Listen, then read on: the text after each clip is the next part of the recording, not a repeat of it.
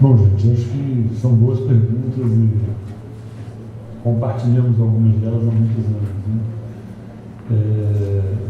Eu também queria começar, Esther, dizendo o seguinte, né? Eu não acho que a gente tenha que discutir se o PPA é bom ou ruim. Eu acho que o PPA é o que é, né? Ele é uma ferramenta. Eu me lembro assim, a minha velha escola de planejamento foi lá no segundo PND há muitos anos, eu era estagiário na IPEA, e era outro mundo, né? Era outro mundo, um mundo muito mais fácil, muito mais tranquilo. Então a gente ia, por exemplo, eu entrei para trabalhar no setor de infraestrutura econômica. E aí eu ia com um técnico lá, um menino lá acompanhando, normalmente não ia um técnico do IPLAN e um do INOR juntos para discutir o livrinho, pegava o livrinho do segundo PND, que tinha metas que o general do plantão tinha chancelado, né, o general Geisel, e você disse, como é que é o parceiro lá do Ministério dos Transportes? Como é que é? A ferrovia, onde é que está? Qual é a meta física? Chegou em tal lugar? Qual foi o valor? O que houve? Gastou, não gastou? Então você tinha uma interação entre planejamento e orçamento que eu acho que a gente perdeu um pouco. Porque significa o seguinte, o pessoal do INOR, na época que eu convivi, estava compartilhando o espaço da reflexão estratégica do que o plano estava escrevendo. Ele não era ele não estava apenas discutindo a lógica do orçamento, ele estava ali compartilhando o momento do planejamento único, que eu acho que é uma coisa que a gente não tem muita dificuldade de remontar. Essa é a minha expressão. Esse fórum, de novo, como falou, é um fórum perfeitamente apto a produzir digressões nessa direção. Por que eu acho que é importante? Porque o que nós perdemos foi o planejamento. E aí as confusões do Leandro vêm para a mesa com a clareza meridiana. Por quê? Porque gestão virou uma palavra mágica. Tudo é gestão. A gestão é a solução de todos os problemas do governo, da capacidade de implementar políticas públicas. Eu também acho que nem tanto ao céu nem tanto ao mar. Ou eu, de alguma maneira, reconheço que eu tenho que trabalhar especializadamente em alguns momentos, eu preciso ter, não tenho reflexão ex-ante muito pouca nas políticas públicas, pelo menos da minha perspectiva na qual me inseri nos últimos anos. Aquele livrinho do segundo PND, num governo autoritário, foi apresentado à sociedade. Agora está. Foi apresentado à sociedade e colocado na mesa com o viés do autoritarismo que dizia assim, não quero discutir, está aí. Mas o debate em torno daquele livrinho era muito grande, né? Havia oposições críticas em torno daquilo. E eu acho que a sociedade não está se permitindo, né? A hipótese de que o livrinho do segundo PND sintetizava um conjunto de propostas para o desenvolvimento brasileiro não está se permitindo replicar como planejamento ideias como aquelas. Por exemplo, só para lembrar, pode voltar ao PAEL, o trienal. O trienal só disputado dizia isso que o conselhão disse aqui. Assim, a sociedade brasileira, lá no trienal de 1963, né? Temos que dar valor ao planejamento. Temos que pensar que a sociedade brasileira é desigual, conflitiva, precisa remontar o planejamento. Aí em 64 os caras apagaram as coisas mais, né, do lado de lá, e ficaram só com a estabilização macroeconômica, que foi o problema inicial colocado. Mas o problema está denunciado, a opção é essa, vou discutir isso. Aí veio o plano de estratégia de desenvolvimento, depois veio metas e bases, decenal e os PNDs. Então quando você vai na sequência, tinha uma lógica, o planejamento era considerado. Que mal que não era uma sociedade democrática. E por que não podemos ter isso numa sociedade democrática? Que cada um quer fazer o que quer em cada governo, não quer conversar com o outro.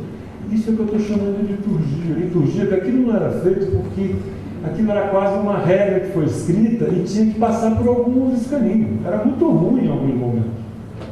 Mas em outros, construíamos momentos de discussão e de tomada de decisão. Quando a área regional não conheço mais, quando você disse assim, tem uma revolução no primeiro PND, gostemos ou não, foi a introdução da ideia de que o problema regional não era intra-regional, não era um plano para o Nordeste, mas era um plano para o país, que tentava ligar as problemáticas de Amazônia, produziu coisas muito ruins e coisas boas. Eu disse, mas havia uma aposta, uma declaração da aposta. Essa declaração é fundamental. Se eu não faço a declaração, eu não sei o que está acontecendo.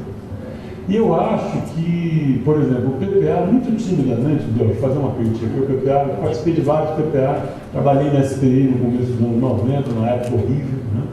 Caricatural, que foi aquele governo Itamar, que resolveu fazer uma revisão do PPA, nem aprovado no Congresso foi, para quem se lembra. Aí você pega o PPA de 2003 2007, ele não tem esse espírito. Existia uma direção que muitos atribuíam a visão acadêmica do Ricardo, colocada ali, tá certo? Tinha uma ideia concebida para tentar montar uma trajetória diferente do que tinha vindo antes. Mas aquilo não era um objeto de atenção. Quando você vai discutir o PPA, você não discute aquela parte introdutória do plano. Você vai discutir lá os valores, vai dar para o Congresso quer saber se aqueles valores estabelecidos são compatíveis com os seus jogos orçamentários ao longo dos exercícios que se seguirão. Então, acho que aí é um pouco uma diferença, que eu acho que a gente... o passado está cheio de problemas, eu não estou aqui de forma nenhuma querendo fazer lá é uma maravilha, não é isso. O planejamento tem que ser outra coisa, que nunca foi, tá certo? Mas isso é importante, porque eu acho que a gente volta à questão central das perguntas que foram colocadas, que é, e daí? Como é que eu concilio isso tudo? Só tem um jeito de conciliar, é contratar isso. Quando eu falo de liturgia, é criar uma regra do jogo, é criar momentos onde isso vai acontecer. Eu obrigo que aconteça. O brasileiro já tem dificuldade, a gente é o zelo e desejo em deixar de lado a base legal, né? No orçamento tem que aprovar até a data, não, deixa depois e tal. Mas, na verdade, nós precisamos tomar cuidado com isso, porque essas são as regras de ouro que presidem um pouco o espaço de discussão e de construção dos entendimentos para o futuro. Né? Se eu não tenho esses momentos, eu não tenho no planejamento, gente, não há nada na Constituição que diga quando, para quem, como e de que forma deve ser feito o planejamento. Não há. Então, que eu tenho uma peça de orçamento, uma peça de PPA que foi entronizada como eixo central de toda a discussão, né? Que eu acho que é um equívoco. Ela era uma herdeira do OPI velho, do Orçamento Plurianual de Investimentos, cuja intenção era tentar cuidar um pouco das coisas do orçamento e das grandes reflexões que o permeiam vários anos na frente. Então a gente trouxe para o PPA um ônus horroroso, o que ele não está escrito que deveria ser na Constituição. E ele tem tentado fazer isso de uma maneira, foi muito ruim no início, foi muito difícil no início, para quem lembra, a virada da Constituinte para o começo dos anos 90, e depois o governo Fernando Henrique encontrou um caminho com o território. Olha que interessante, né? O grande amálgama político mínimo que constituiu, inclusive, o diálogo federativo foi o quê? Foi a política de eixos nacionais de desenvolvimento e integração, que saiu de uma sugestão ali tópica, dando um grupinho menor que se reunia no IBGE, 4 gatos. Aí você diz assim, o que aconteceu? Aquilo virou um debate político, o PPA era aquilo agora. O que era? Era a negociação das grandes obras de infraestrutura que reintegrariam o Brasil ao desenvolvimento. Era isso.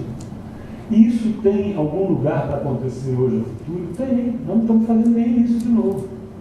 Nós, a meu juízo, estamos ainda aquém de um espaço de poder botar na mesa e construir uma discussão democrática, federativa, participativa, mínima, né? Que pudesse trazer para a mesa questões centrais. Isso não é uma discussão plural. A discussão plural para a sociedade inteira vai estar lá na eleição, nos planos de governo, mas planejamento não é plano de governo. Fernando disse aqui, eu repito, não podemos confundir as coisas, senão a gente mistura tudo, e tudo vira um terreno muito amorfo, sem situação. Então, sem alongar muito, eu acho que é isso. Acho que a gente tem que trabalhar...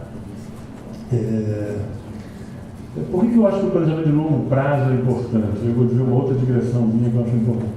Porque nessa brincadeira, o que foi para o ralo foi a ideia de pensar com horizontes mais largos do país. Né? Você programa, contrata anualmente numa peça orçamentária, que vai ser feito com todas as características que vocês conhecem mais do que eu, mas não há nenhum momento que você combinou o jogo um olhar mais à frente. Então, como é que eu vou discutir grandes clivagens de ciência e tecnologia? Como é que eu vou explorar ferramentas que poderiam, né, fazer diálogos modernos sobre a construção do planejamento usando ferramentas mais desenvolvidas? Não tem porquê. Eu não vou fazer isso para discutir se vou gastar 2 ou 3, se vou contingenciar. São problemas que não estão na linha dessa mesma ordem. de pensar um projeto nacional de desenvolvimento, desdobrar isso num planejamento de longo prazo e desdobrar esse planejamento de longo prazo nos elementos de interface necessários para o diálogo com programação e orçamento. Acho que aí está um pouco o jogo. A Constituinte supervalorizou a programação e orçamento, a meu juízo, em detrimento de uma visão de construir a base para esse diálogo mais geral na sociedade. Esse é um erro que eu acho que a gente tem que voltar atrás e reconstruir. A minha opinião é um pouco essa. Eu já declarei isso várias vezes em público, não estou fazendo, sei que nem todos pensam dessa maneira, mas eu acho que esse seria o desafio. Recuperar o que é o terreno do planejamento no sentido maior, que integra essas dimensões todas que nós estamos discutindo aqui. Mas que não é substituído por gestão. Isso é uma ideia fundamental.